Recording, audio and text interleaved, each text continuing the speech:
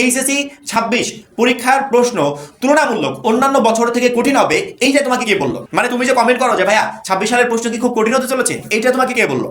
অবশ্যই তোমার এটা মানে আনুমানিক একটা ধারণা। আমাকে যদি প্রশ্ন করো ভাইয়া 26 সালের প্রশ্ন কি কঠিন হবে, এক কথায় এক উত্তর যে না। এখন প্রশ্ন যদি তোমার কাছে কঠিন লাগে সেটা তোমার ব্যক্তিগত বিষয়, মানে প্রশ্নের নতুনত্ব কিছু আসছে না।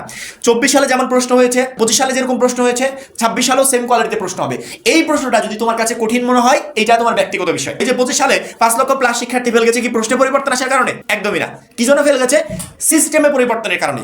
পরীক্ষার পদ্ধতি এতদিন যেমন ছিল সেই রকম 25 সালে নাই, 26 সালে সেরকম থাকবে না। খাতা দেখার সিস্টেমটা এতদিন যেরকম ছিল 25 সালে সেরকম ছিল না, 26 সালে ওরকম থাকবে না। নাম্বার দেওয়ার যে সিস্টেমটা, টোটালি এভরিথিং, রেজাল্ট তৈরির সিস্টেম, টোটাল কিছুতে পরিবর্তন আসছে।